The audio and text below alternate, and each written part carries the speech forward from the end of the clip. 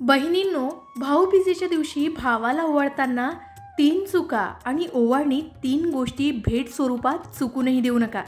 कारण भाऊबीज हा दिवाळीतील अत्यंत महत्त्वाचा सण. या दिवशी बहिणी आपल्या भावाच्या दीर्घायुष्यासाठी औक्षण करतात आणि ते विधीपूर्वक असायलाच हवं. भाऊबीजेला बहिणीने भावाला कशा रीतीनं औक्षण करावं आणि त्यासाठी काय तयारी करावी, ओवाळणीत कोणत्या गोष्टी भेट स्वरूपात देऊ नये, चला या संबंधित माहिती जाणून घेऊयात. पण त्याआधी आमच्या चॅनलला सबस्क्राईब करा, बेल आयकॉनला क्लिक करा. तुम्ही जर हा व्हिडिओ फेसबुकवर पाहत असाल तर फेसबुक पेजलाही फॉलो करा.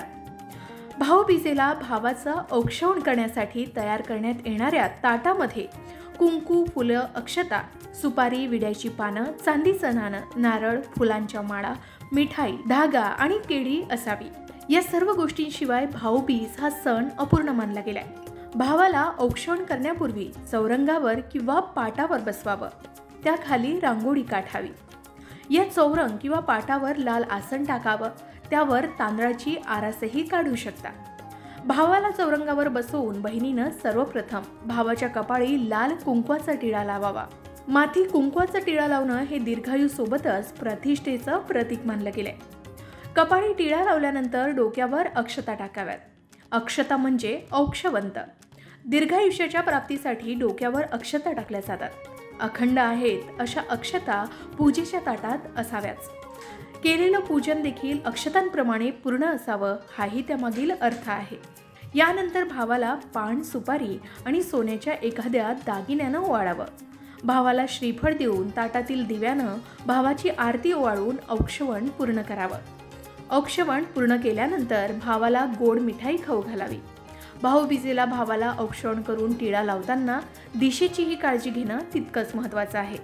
भावाची ओवाळणी करताना भावाचं तोंड उत्तर किंवा उत्तर पश्चिम यापैकी एका दिशेला असावं, तर बहिणीचं तोंड उत्तर पूर्वेकडे किंवा पूर्वेकडे असावं.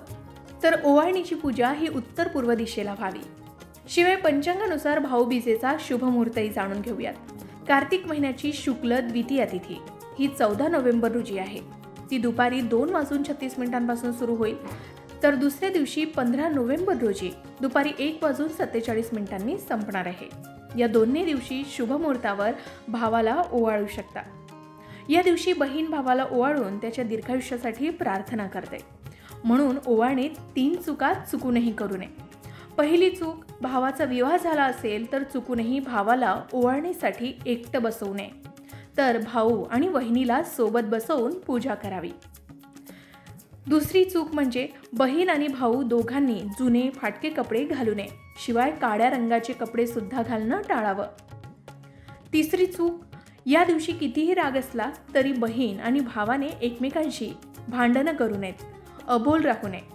तसंच ओवाळणीच्या शुभमुहूर्ताच्या दरम्यान किंबहुना संपूर्ण दिवस भावाला किंवा बहिणीला टोमणे किंवा अपशब्द वापरू नये. याचबरोबर इतरांविषयी भाऊ किंवा बहिणीने वाईट बोलू नये. कारण भाऊ बहिणीचं नातं हे इतकं पवित्र आणि निरागस नातं आहे, ज्यात प्रेम, माया, भांडणं, राग, रुसवा या सर्व गोष्टी येतात. हे नातं शब्दात कधीच व्यक्त होत नाही, कारण हे नातं शब्दाच्या पलीकडे असतं.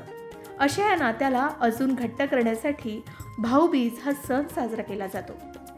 कार्तिक शुद्ध द्वितीया म्हणजेच यमद्वितीयेलाच भाऊबीज म्हटलं जातं. या दिवशी भाऊ बहिणीकडे हक्कानं जातो, प्रेमानं जातो. औक्षण केल्यावर तिला प्रेमानं भेटवस्तू देतो. मान्यता आहे की या दिवशी बहिणीच्या घरी भोजन केल्यानं भावाचं आयुष्य वाढतं. शिवाय बहिणीची संपत्तीही वाढते. यामागे एक पौराणिक मान्यताही आहे.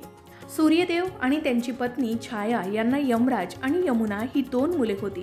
दोघांमध्ये खूप प्रेम होतं. बहीण यमुनेला यमराजांनी आपल्या घरी भोजनासाठी यावं असं नेहमी वाटत असे. मात्र यमराज त्यांची विनंती टाळत होते. एकदा कार्तिक महिन्याच्या शुक्ल पक्षाच्या द्वितीय तिथीला दुपारी यमराज यमुनेच्या घरी पोहोचले. यमुना आपल्या भावाला दारात पाहून आनंदी झाली. त्यानंतर यमुनेनं बंधू यमराजाला ओवाळलं आणि भोजन दिलं. बहिणीची ममता पाहून यमदेवांनी तिला वरदान मागायला सांगितलं. त्यानंतर यमुनेला यमराजांना दरवर्षी कार्तिक महिन्याच्या शुक्ल पक्षाच्या द्वितीय तिथीला भोजनासाठी यावं असं वचन मागितलं. याचबरोबर या दिवशी आपल्या भावाशी आदरानं आणि आदरातिथ्य करणाऱ्या बहिणीला यमराजांनी भयमुक्त करावं असंही वरदान मागितलं. तेव्हापासून दरवर्षी या दिवशी भाऊबीज साजरी केली जाते. तेव्हापासून दरवर्षी यम द्वितीया म्हणून भाऊबीज साजरी करतात. यम द्वितीयेच्या दिवशी यमुना नदीत स्नान करून आणि तेथेच यमुना आणि यम देवांची पूजा करण्याचंही मोठं महात्म्य मानलं गेलंय. या दिवशी बहीण आपल्या भावाला तिळा लावून त्याच्या दीर्घायुष्यासाठी यमराजांकडे प्रार्थना करते. शिवाय स्कंद पुराणानुसार या दिवशी यमराजाला प्रसन्न करणाऱ्यांना मनाप्रमाणे फळ मिळतं. धन, धान्य, यश आणि दीर्घायुष्यही प्राप्त होतं. भाऊबीजेच्या सणानिमित्त बहिणी आपल्या भावाचं कर्तृत्व, दीर्घायुष्य आणि चांगल्या आरोग्यासाठी यमाकडे प्रार्थना करतात. या दिवशी बहिणी आपल्या भावाला औक्षण करून त्यांच्या उदंड आयुष्यासाठी प्रार्थना करतात. या दिवशी भाऊ जर त्यांच्या बहिणीचं लग्न झालं असेल तर तिच्या घरीच जाऊन जेवण करतात आणि त्यांना ओवाळणी म्हणून भेट वस्तूही देतात. यावेळी बहिणीसोबत भावालाही ओवाळणी मिळतेच, किंबहुना बहिणी घेतातच. मात्र ओवाळणीत भावाला किंवा बहिणीला जी भेट वस्तू दिली जाते त्यात सुद्धा चुकूनही काही गोष्टी भेट स्वरूपात देऊ नये, कारण या गोष्टी या सणाच्या दिवशी अशुभ मानल्या जातात. पहिली गोष्ट, भाऊबीजेला ओवाळणीत काळ्या रंगाची वस्तू, विशेषतः कपडे, भेट वस्तू म्हणून देऊ नये. दुसरी गोष्ट म्हणजे भाऊबीजेला ओवाळणीत ज्यांना सोनं चांदीसारख्या महागड्या वस्तू भेट म्हणून देणं शक्य नसतं अशा ठिकाणी गृहोपयोगी वस्तू भेट म्हणून दिल्या जातात. मात्र चाकू, सुरी, कात्री, सोलणं, किसणी अशा प्रकारच्या टोकदार वस्तू भेट म्हणून चुकूनही देऊ नये. तिसरी महत्त्वाची भेटवस्तू जर तुम्ही देणार असाल तर ती सुद्धा देऊ नये. ती म्हणजे भेटवस्तू म्हणून देवघरात ठेवण्यासाठी देवांची मूर्ती अथवा फोटो देऊ नये. कारण शास्त्रानुसार देवांच्या मूर्ती किंवा चित्र घरात असल्यास त्यांची प्रतिष्ठापना करण्यापासून त्यांची काळजी घेण्यापर्यंत सर्व नियमांचं पालन करणं बंधनकारक आहे. आणि जर एखाद्या व्यक्तीनं हे केलं नाही तर त्याचा त्याच्यावर आणि त्याच्या कुटुंबावर नकारात्मक परिणामही होतो. आणि ही वस्तू भेट म्हणून मिळाली तर देणाऱ्यावरही त्याचा वाईट परिणाम होऊ शकतो.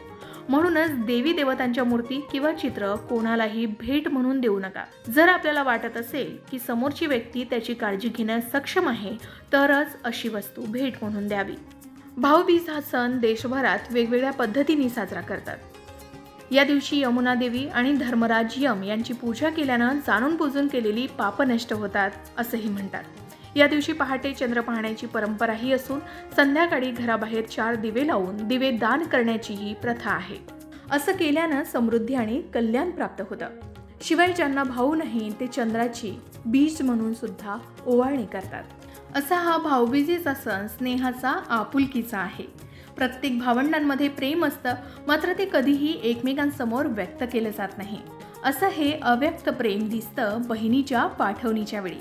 त्यामुळे हे भावा बहिणीमधील हे अव्यक्त प्रेम असंच कायम राहो हीच ईश्वरचरणी प्रार्थना.